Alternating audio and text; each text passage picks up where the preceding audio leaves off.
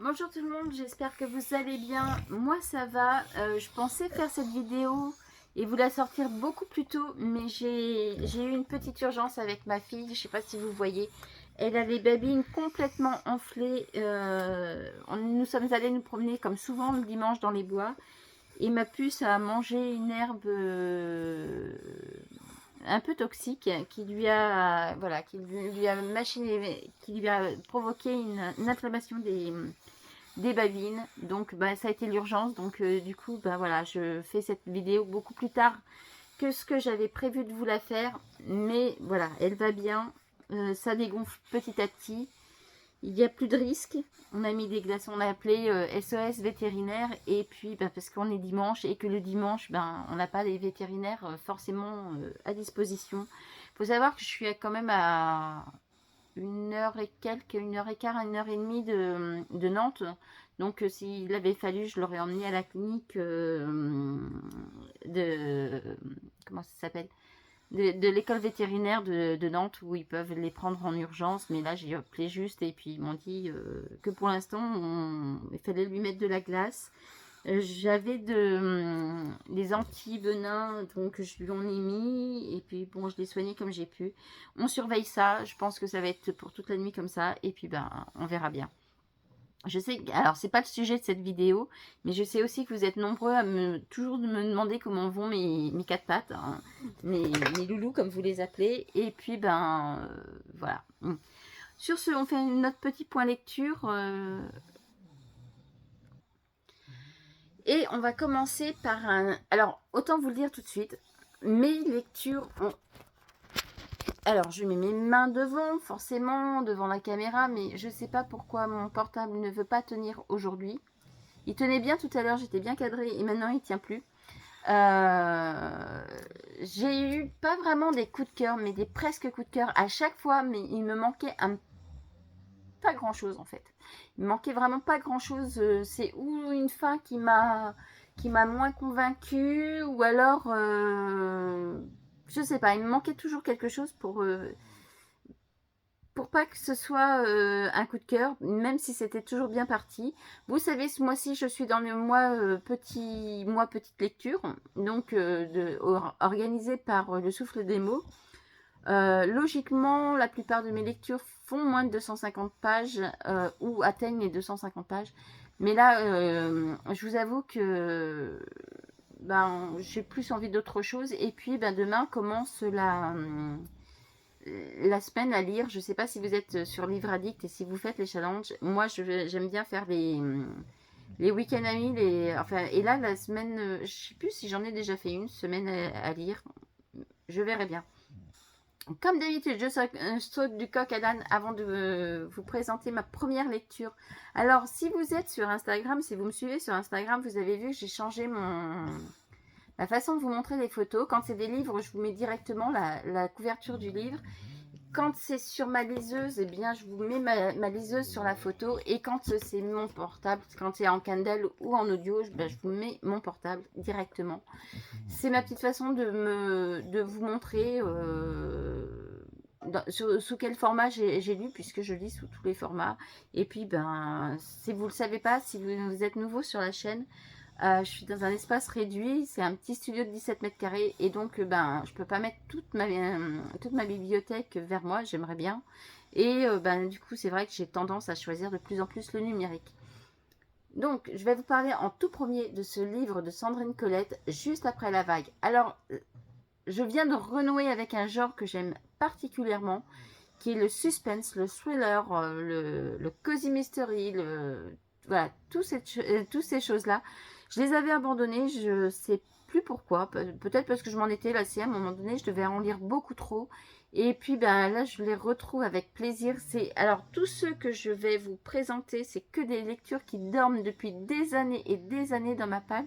Pour certains, je les ai comme celui-ci, par exemple. Alors rien à voir avec le thriller, mais je l'ai depuis sa sortie. Je l'ai depuis sa sortie. J'ai regardé, j'ai une dédicace dessus. Je l'ai depuis 2017. Ah, c'est peut-être même pas sa sortie alors finalement. Non, il est sorti en 2003, donc c'est que la dédicace est de 2017, mais je l'ai depuis sa sortie. Donc du coup, voilà. comme quoi ça c'est pareil, je l'ai depuis au moins 10 ans dans ma palle. Donc voilà, c'est que des lectures qui dorment dans ma palle et que j'ai ressorti. Maintenant, on va parler du Sandrine Colette parce que je saute du coq à l'âne comme d'habitude. Vous me connaissez. Juste après la vague. Alors, quand on habite au bord de la mer, c'est peut-être pas forcément très judicieux de lire juste après la vague de Sandrine Colette parce que ça vous donne beaucoup à réfléchir. Suite à l'effondrement d'un volcan dans l'océan ou dans la mer, je crois qu'on dit qu'ils disent toujours la mer. Je sais pas s'ils parlent vraiment de marée montante et descendante, je me souviens plus vraiment. Mais toutefois est-il, ça a provoqué un grand raz-de-marée. Ça a inondé forcément tout le paysage. Si ça avait été chez nous, j'aurais été dedans. Tout le paysage côtier. Dans les terres, il y a quelques survivants, enfin beaucoup plus loin dans les terres, il y a quelques survivants. Et pourtant, la famille de Pata et Madi et leurs 9 enfants habitaient assez haut dans les terres. C'est pour ça que, enfin, sur une colline assez haute, ils ont été protégés justement de l'inondation. Ils n'ont pas été engloutis. Mais leur maison s'est retrouvée, en fait, en île directement, sur une île. Il n'y a plus personne à part eux, des petits Robinson. Et puis, Pata se dit, on va pas paniquer, l'eau va finir par redescendre. Et puis, à ce moment-là, on regardera, on ira peut-être plus dans les terres. Et puis, les jours passant, l'eau ne descend pas. Non, bien au contraire, elle continue de monter insidieusement. Et là, il se dit, il est temps de partir. Et au moment où il se dit, il est temps de partir, il réalise que le canot qui va les emmener, il peut compter que 8 personnes. 8 personnes, ils sont 11, les parents, 9 enfants. Il va donc falloir faire un choix et laisser des enfants sur l'île. Et après, il se dit, le temps de la traversée, le temps d'aller retrouver des terres au loin, on va compter 2 semaines. Le temps de revenir, peut-être 2 semaines également, à moins qu'on arrive à trouver quelqu'un qui peut nous emmener beaucoup plus rapidement. Donc, il compte quand même partir 2 à 3 semaines avant de pouvoir revenir chercher ses enfants. Et là commence un choix drastique, un choix déchirant. Comment on fait pour choisir 3 enfants qui vont rester sur l'île? Eh bien, il faut être tactique. Donc, ça fait très mal au cœur aux 2 parents, forcément. Les plus jeunes, le bébé et celle qui suit tout de suite après, les 2 plus jeunes, on ne peut pas les laisser. Et forcément, ils ne vont pas pouvoir se débrouiller. Les laisser, c'est les tuer directement. C'est impossible. Les 2 aînés, le père a besoin d'eux pour ramer. Donc, ils ne peuvent pas les laisser non plus. Et on laisse ceux du milieu. Et comme par hasard, ceux du milieu ont tous un petit défaut. Un qui a oublié de grandir, l'autre qui a un œil borgne, le troisième, je ne sais plus, mais enfin, ils ont tous un petit défaut. Et du coup, ils se disent, les enfants, quand ils vont comprendre qu'ils sont restés tout seuls, qu'on les a abandonnés, ils vont dire, oui, parce que nous, on n'est pas beau, quoi. Et ça fait mal au cœur de les entendre dire ça. Ça fait mal au cœur de suivre la maman qui est déchirée, qui en veut à son mari d'avoir trop tardé, de pas avoir emmené les enfants avec eux. On se sent déchiré pour le père qui, lui, aussi souffre de la situation, s'en veut énormément de ne pas avoir réagi plus tôt. Retourne dans sa tête la possibilité qu'il aurait pu avoir pour emmener ses enfants. Est-ce qu'il aurait pu prendre le risque d'être en surnombre sur le bateau et de tous couler? Est-ce que ça valait le coup d'en sauver qu'une partie? Est-ce qu'ils arriveront tout simplement au bout du voyage tous ensemble sans perdre un seul de leurs enfants de la barque? Moi, je connais la réponse. Allez, un petit spoiler, ils n'arriveront pas tous. Et nous, en tant que lecteurs, on se dit, est-ce que ça valait le coup de sacrifier 3 enfants?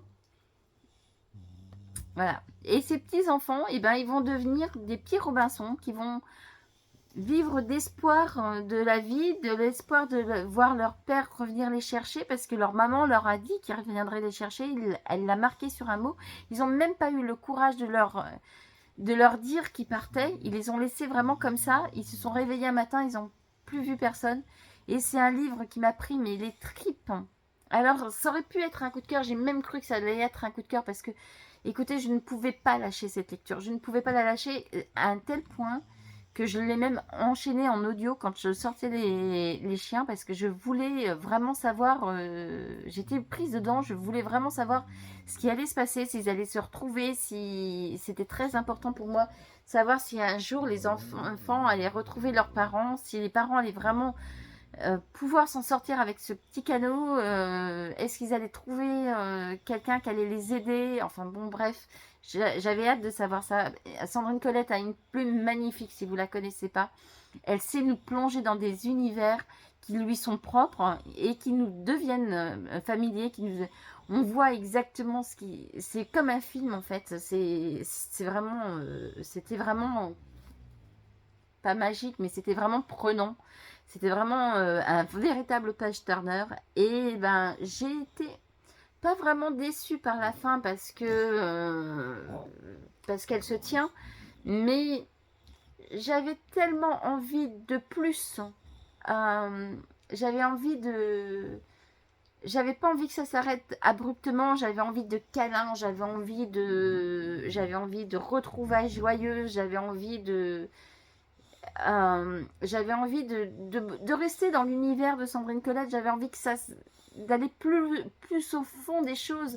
Je peux pas trop vous en dire, il y a 2 personnages secondaires qui viennent se greffer à ce petit groupe, et j'avais envie de savoir aussi ce qu'elles allaient devenir. Et ben, c'est une fin logique, c'est une fin qui se tient, c'est une fin cohérente, c'est une fin... je peux pas vous dire...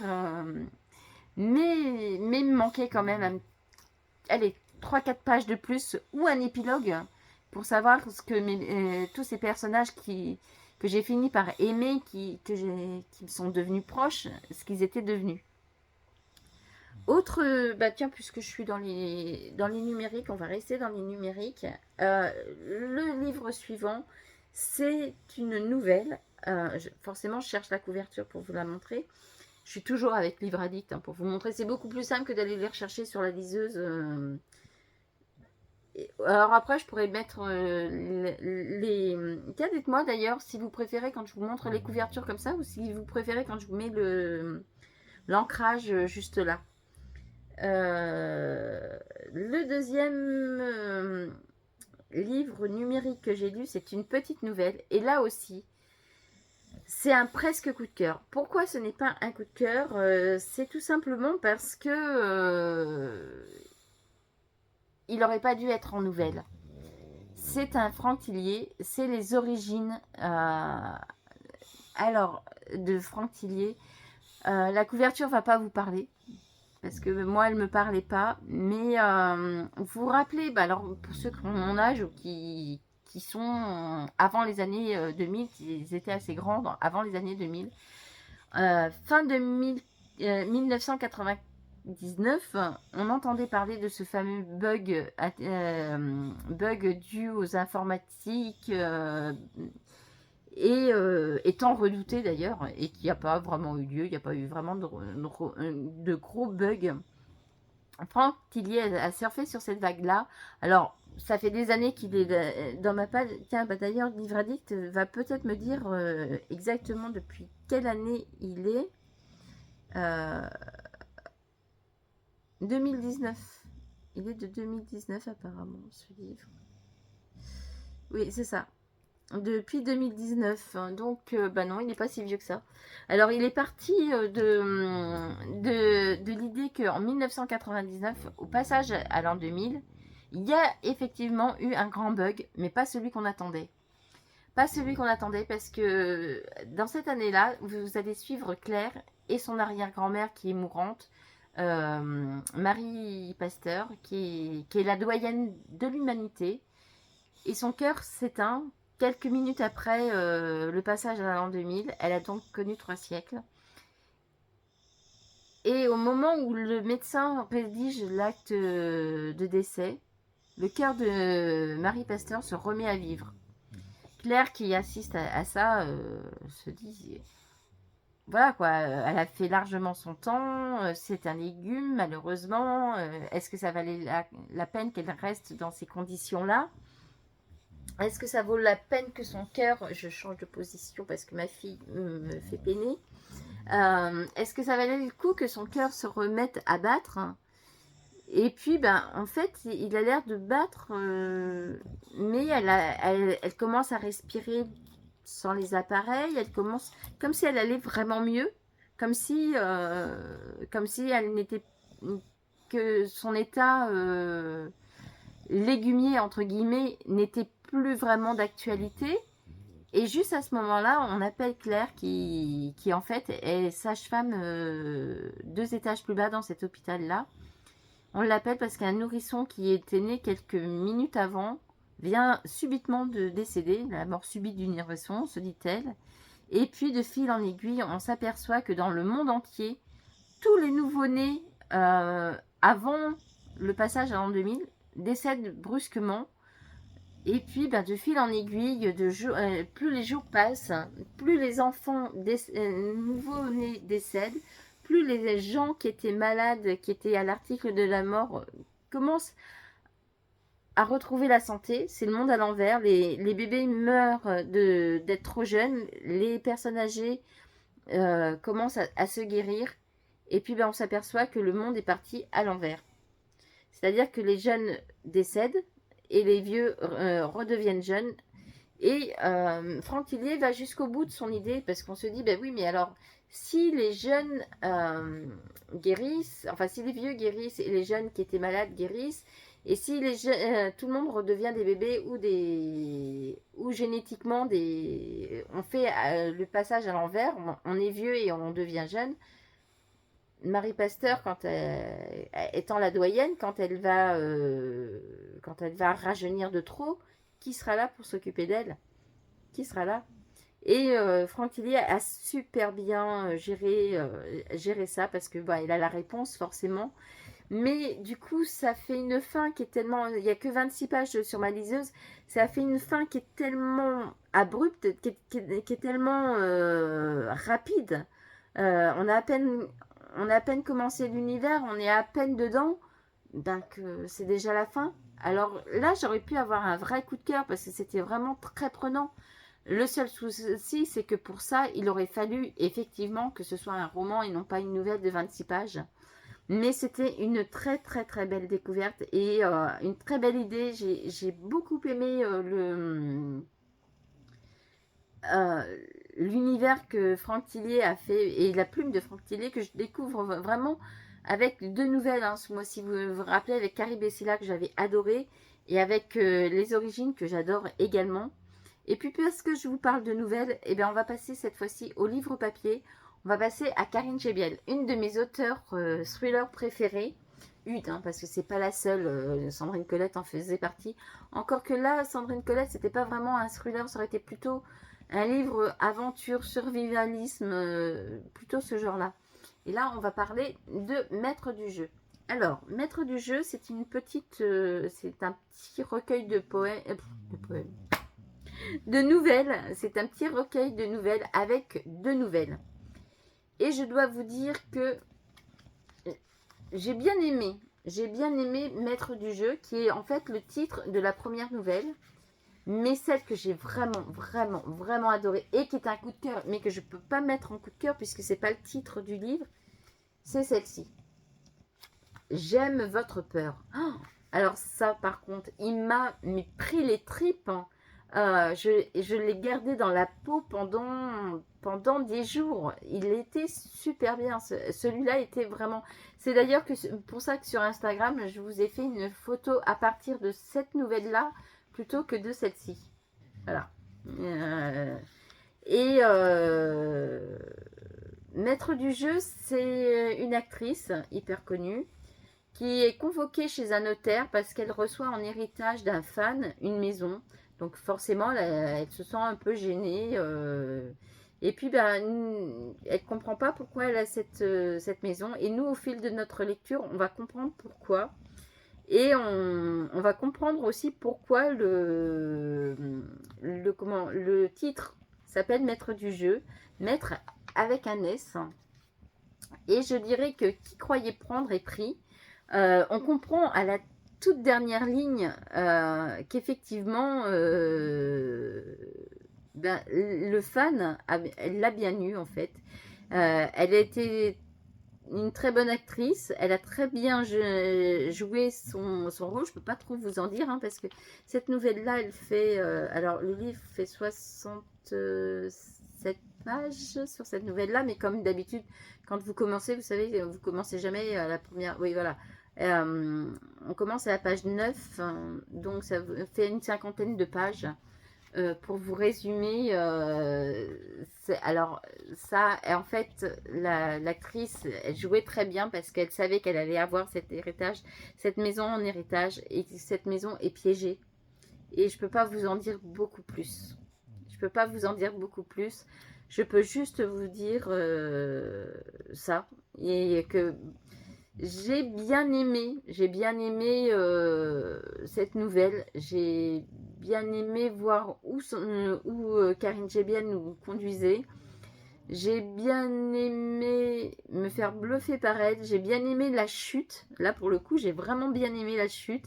Elle m'a bien fait rire, la chute.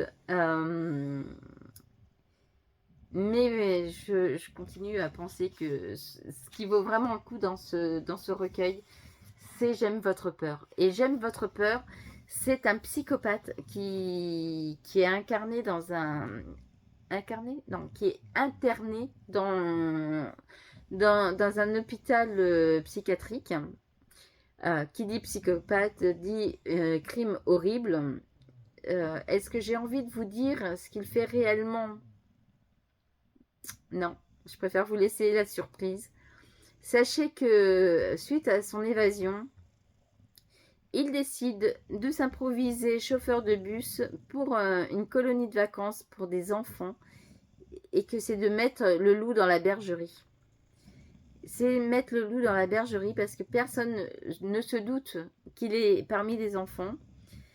Il a un comportement au départ exemplaire, mais bien sûr, il ne veut pas en rester là, il veut en découdre avec le flic qui l'a chopé quelques années plus tôt, et à cause de qui il passe le plus clair de son temps sous calmant, qui est quand même incarcéré, même si c'est un hôpital.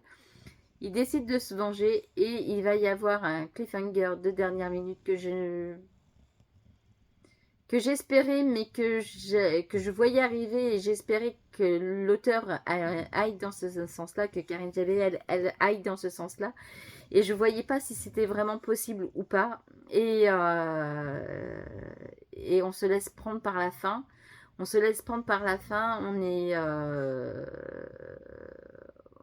est sur le cul, il n'y a pas de mots, on est sur le cul avec la fin de ce livre. C'est une plume, moi, la plume de Karine Jebian, je l'adore. Elle va jusqu'au bout des choses. Moi, bon, c'est pas mon préféré parce que moi, je reste persuadée que pour l'instant, de son univers que j'ai lu, c'est quand même Purgatoire des Innocents mon préféré. C'est avec ce livre-là que je l'ai découvert. Et il reste mon préféré, mais ouais, Maître du jeu. Je pense que Maître du jeu également en roman, déjà en nouvelle, il est hyper accrocheur, il est prenant. On tremble vraiment. Moi j'ai un tic, hein, je vous dis tout, hein, j'ai un tic, c'est que quand un livre, ma mère, si elle regarde cette vidéo, elle peut dire que oui, parce que qu'est-ce que j'ai pu l'énerver avec ça. C'est que quand je lis ou quand je regarde un film et que je suis prise dans la tension du film ou du livre, j'ai mon pied qui tape. J'ai la seule manie de taper du pied, et je dirais que plus je vais taper du pied en lisant, plus ça veut dire que l'auteur m'imprègne vraiment dans son univers, je suis vraiment prise dedans, et que ben, je me fais violence en fait pour pas aller lire la fin.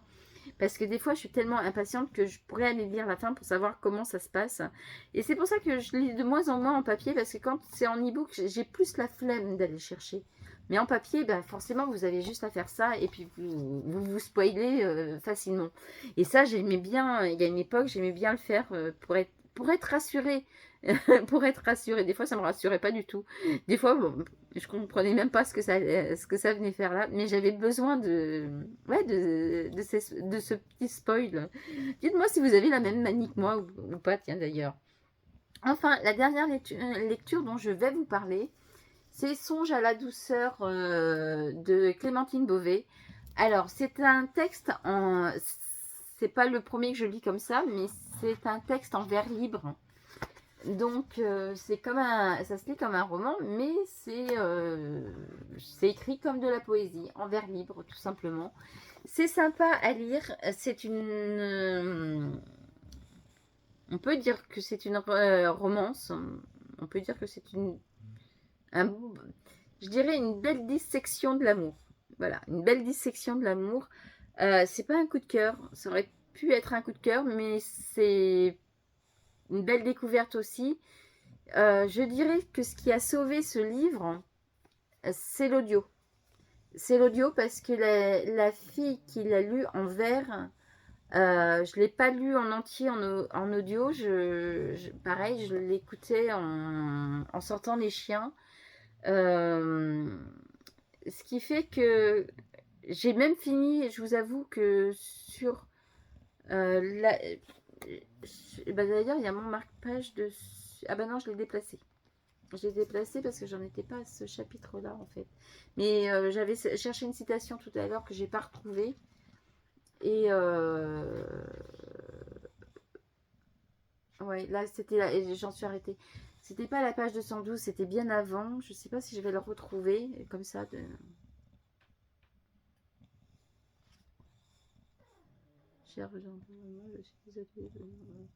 Ouais, c'était à peu près vers les pages 180-190. Jusqu'à la fin, j'ai préféré l'écouter en audio pour vraiment m'immerger, pour savoir la fin, comment elle allait être, parce que je m'apercevais que la personne qui lisait mettait tellement mieux le ton euh, pour la poésie que moi-même, que moi ça glissait en fait, alors que elle c'était vraiment, je sentais plus le jeu de rime avec elle qu'avec moi, et elle le faisait tellement mieux que moi que j'ai préféré finir le livre en audio pour voir si ça allait être un coup de cœur ou pas. Non, ce n'est pas un coup de cœur, et par contre je vous le disais, la lectrice a vraiment sauvé ma lecture, parce que sans quoi je pense que ça aurait même pas été une très belle découverte. Alors, maintenant, avant que vous me posiez la question en commentaire, est-ce que je vais garder les 2 livres que j'ai lus en papier, puisque vous savez que maintenant, je ne veux garder auprès de moi que les livres papier que j'ai beaucoup aimés ou auxquels je trouve un intérêt particulier. Celui-ci, ben non, il va pas rester à la maison. Celui-ci, il va rester à la maison. Voilà. Vous avez la réponse. Et puis ben, les numériques, la question se pose même pas. J'ai également terminé 2 autres thrillers, dont un qui m'a pris encore aussi aux tripes. Je vous en parlerai dans un prochain point lecture.